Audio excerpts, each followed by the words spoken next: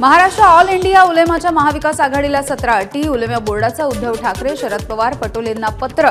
अटी मान्य केल्या तरच समर्थन देणार. नोकरी आणि शिक्षणामध्ये 10% आरक्षण. पोलीस भरतीमध्ये मुस्लिमांना प्राधान्य देण्याची मागणी. शरद पवार पक्षाच्या नावाने व्हायरल होणारं पत्र हे फेक. पत्रामध्ये ऑल इंडिया बोर्डानं केलेल्या मागण्यांना शरद पवार पक्षाने मान्यता दिल्याचाही उल्लेख. असं कोणतंही पत्र दिलेलं नाही, विश्वसनीय सूत्रांची माहिती. ऑल इंडिया उलेमा संघटनेने महाविकास आघाडीकडे कोणतीही मागणी केलेली नाही. त्याबद्दल काही पत्र आलेलं नाही. विरोधी पक्षनेते अंबादास दानवे यांची माहिती. गृहमंत्री अमित शहा यांचा झारखंड इथल्या प्रचार सभेमध्ये काँग्रेसवरती जोरदार हल्लाबोल. महाराष्ट्रामध्ये उलेमांनी 10% आरक्षणाची केलेली मागणी काँग्रेसने मान्य केली. त्याने 10% आरक्षण दिलं तर कुणाचं आरक्षण कमी होणार? शहांचा उपस्थितांना सवाल. महाराष्ट्र ऑल इंडिया उलेमा 32 जागांवरती वंचित बहुजन आघाडीला पाठिंबा देणार का? प्रकाश आंबेडकरांचा उलेमाला सवाल.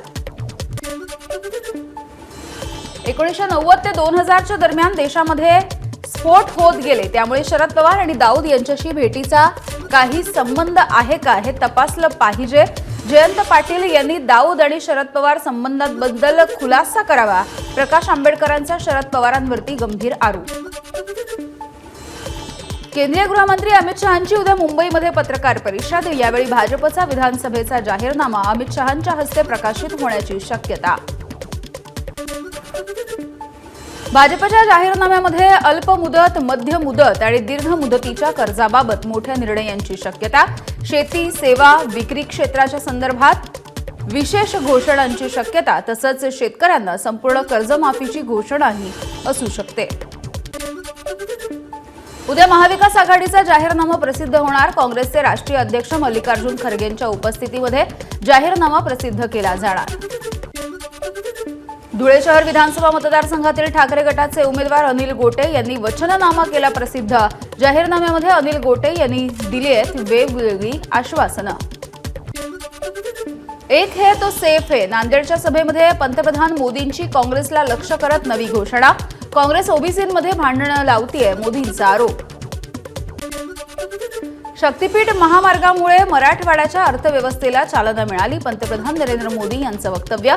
मात्र लोकसभेमध्ये फटका बसल्याच्या नंतर राज्य सरकारकडून या महामार्गाची अधिसूचना रद्द.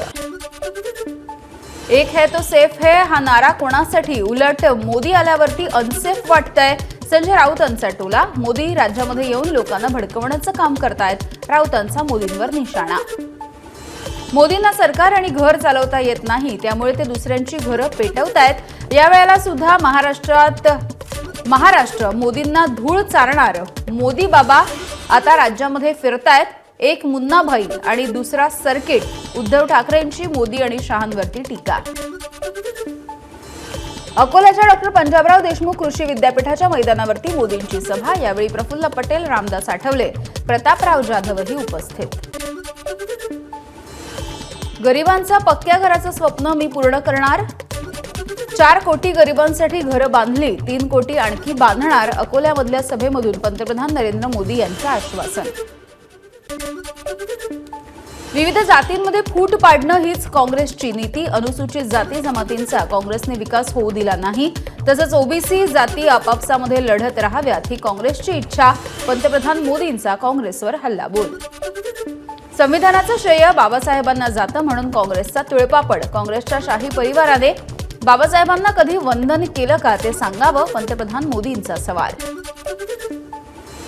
काँग्रेस ही घराणेशाही चालवणारी पार्टी आहे. खासदारांच्या पोटातून खासदार, आमदारांच्या पोटातून आमदार हे चालू आहे. मग कार्यकर्त्यांनी करायचं काय? नितीन गडकरींची वर्धा इथल्या सभेमध्ये काँग्रेसवर टीका.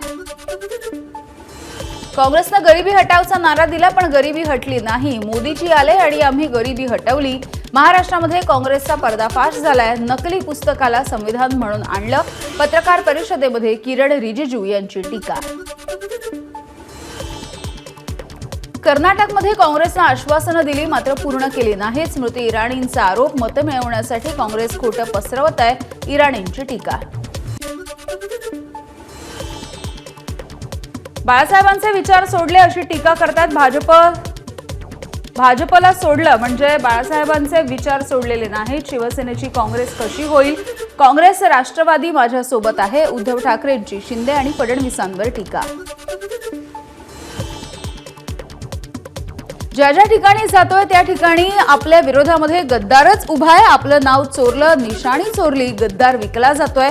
निष्ठावंत विकला जाणार नाही. लोकसभेप्रमाणे यावेळेला सुद्धा गद्दारांना पाडायचं. उद्धव ठाकरे यांची आमदार संतोष बांगर यांच्यावर टीका.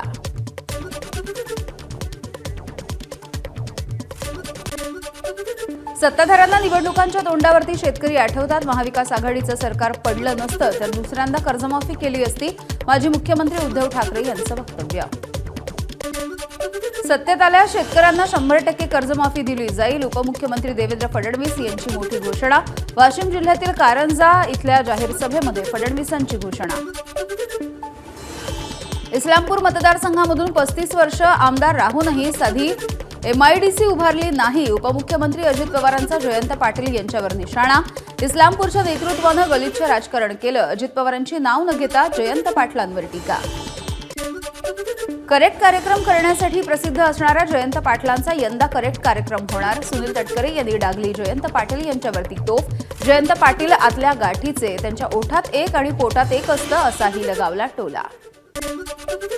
उपमुख्यमंत्री देवेंद्र फडणवीस यांनी संभाजीनगरमध्ये मराठा आंदोलक विनोद पाटील यांची घेतली भेट. राजकीय भेट नसल्याची फडणवीसांची माहिती. एकदा पंडित अण्णा आणि धनंजय मुंडे घरी आले. पंडित अण्णांच्या सांगण्यावरून आम्ही त्यांना आमदार केलं, मंत्री केलं, विरोधी पक्षनेते पद सुद्धा दिलं, पण त्यांच्या डोक्यामध्ये हवा गेली. शरद पवारांची धनंजय मुंडेंवर टीका. तांदूळ चोराला कोणी हरवलं. नाना पटोले यांची नाव न घेता माजी केंद्रीय मंत्री रावसाहेब दानवे यांच्यावर टीका. जालना इथे काँग्रेस उमेदवार कैलास गोरंट्याल यांच्या प्रचार सभेमध्ये नाना पटोले बोलत होते. आपल्या देशामध्ये राज्यकर्ते आणि राजकारण्यांच्या मेंदूमध्ये कमतरता. मनसेचे अध्यक्ष राज ठाकरेंची टीका. आम्हाला राजसत्तेचा मोह नाही. राज ठाकरेंचं वक्तव्य. देशाला एकत्र करण्यासाठी इंदिरा गांधी यांनी जीव दिला. राजीव गांधी यांना मारलं गेलं. काँग्रेस पक्ष ही लढणारी पार्टी आहे. काँग्रेसचे अध्यक्ष मल्लिकार्जुन खरगे यांची बटेंगे तो कटेंगेवरती प्रतिक्रिया. जातीवरती निवडणूक कुणी लढवली हे महाराष्ट्राला माहिती आहे. भाजपचे नेते प्रवीण दरेकर यांचा शरद पवारांवरती निशाणा. समाजामध्ये फूट पाडण्याचं काम भाजपनं केलं. जयंत पाटील यांचा आरोप. समाज एकत्र न राहता फूट कशी पडेल यासाठी भाजपने प्रयत्न सुरू केलेत. बटेंगे तो कटेंगेच्या भाजपच्या नाऱ्यावरती जयंत पाटील यांची प्रतिक्रिया. निवडणूक जिंकण्यासाठी गुंडांना तुरुंगामधून बाहेर काढलं जात आहे. संजय राऊतांची टीका. दहशतवाद्यांना संरक्षण देण्याचं काम देशामध्ये भाजप आणि राज्यामध्ये शिंदे करतायत. राऊतांचा आरोप. गुंडांच्या टोळक्यांमध्ये वावरणाऱ्या लोकांनी गुंडांवरती बोलणं म्हणजे आश्चर्य. बाळासाहेबांनी गुंडांचं परिवर्तन करून त्यांचं आयुष्य बदललं. भाजपचे नेते प्रवीण दरेकर यांची राऊतांवर टीका. आमच्या संघटनेबद्दल आमच्यापेक्षा देवेंद्र फडणवीस यांनाच जास्त माहिती आहे. त्यामुळे किती अर्बन नक्षलवादी आमच्यामध्ये आहेत याची यादी आम्ही त्यांना मागितली आहे. योगेंद्र यादव यांची प्रतिक्रिया. लाडकी बहीण योजना ही मतदारांना लाच देण्याची योजना. युती सरकारनं जाहीरनाम्यामध्ये ही योजना आणली असती तर महिलांना पैसे देण्यासाठी आमचा विरोध नाही. लाडकी बहीण योजनेवरती योगेंद्र यादव यांची प्रतिक्रिया. लाडकी बहीण योजना बंद करा. 1,500 राज्य बुडत होतं अशी महाविकास आघाडीच्या नेत्यांनी टीका केली. मग आता 3,000 रुपयांमुळे काय होणार आहे? मंत्री छगन भुजबळांचा महाविकास आघाडीला सवाल. विधानसभा मतदारसंघामध्ये सावत्र भावांचा वेगळा नारा सुरू. तो नारा लाडक्या बहिणींसाठी थांबवा. भाजप बंडखोरांचं नाव न घेता महायुतीच्या उमेदवार भावना गवळींची उपमुख्यमंत्री देवेंद्र फडणवीसांकडे मागणी. 12 तारखेला शरद पवार यांची येवल्यामध्ये सभा होणार. महाविकास आघाडीचे उमेदवार माणिकराव शिंदे यांच्या प्रचारासाठी घेणार सभा. त्यांच्या पक्षाचा उमेदवार इथे उभा असल्यामुळे ते प्रचार सभा घेतीलच ना. छगन भुजबळ यांची प्रतिक्रिया. 15 नोव्हेंबरला उद्धव ठाकरेंची नाशिकमध्ये जाहीर सभा. नाशिक जिल्ह्यामधील 15 पैकी सर्वाधिक जास्त जागांवरती महाविकास आघाडीकडून ठाकरे गटाचे उमेदवार. धाराशिवमध्ये आमदार राणा जगजितसिंह पाटलांनी चालवली मुख्यमंत्र्यांची गाडी. हेलिपॅडवरून मुख्यमंत्र्यांना स्वतःच्या गाडीमधून सभेच्या ठिकाणी आणलं. वरळी विधानसभा मतदारसंघामध्ये आदित्य ठाकरे यांचा प्रचार सुरू. प्रचार रॅलीच्या दरम्यान आदित्य ठाकरे यांनी घेतला क्रिकेट खेळण्याचा आनंद. अंधेरी पूर्व विधानसभेचे महायुतीचे उमेदवार मुरजी पटेल यांच्या निवडणुकीच्या प्रचाराला वेग. खासदार श्रीकांत शिंदे यांच्या पत्नी वृषाली शिंदे मुरजी पटेल यांच्यासाठी मैदानात. मुरजी पटेल यांचं मतदारसंघामध्ये ठिकठिकाणी स्वागत. भाजपा आमदार मिहीर कोटेचा यांचं मुख्य निवडणूक अधिकाऱ्यांना पत्र. आपल्या जीवाला धोका असल्याचा कोटेचा यांचा दावा. धारावीमधील महायुतीचे उमेदवार राजेश खंदारेंच्या विरोधात काँग्रेसची निवडणूक आयोगाकडे तक्रार. खंदारेंनी मतदारांना आकर्षित करण्यासाठी भेटवस्तू वाटल्याचा काँग्रेसचा आरोप. अंधेरी पश्चिममधील भाजपचे उमेदवार अमित साटम यांनी महामानवांचा अपमान केल्याचा ठाकरे गटाचा आरोप. महामानवांच्या वेशभूषेतील व्यक्तींना प्रचार यात्रेमध्ये मिरवल्यामुळे ठाकरे गट आक्रमक.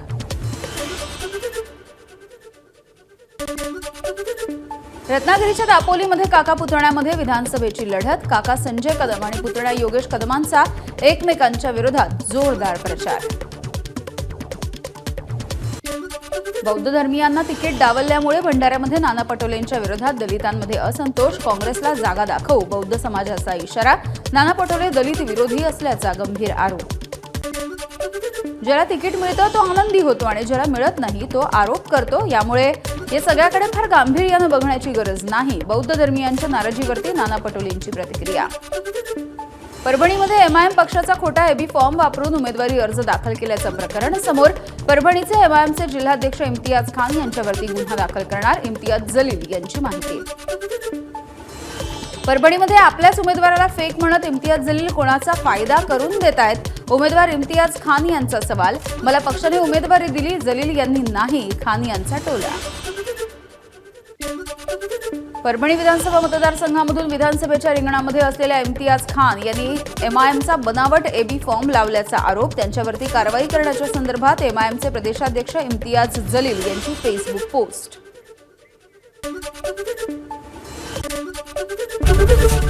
एबीपी माझा, उघडा डोळे बघा नीट.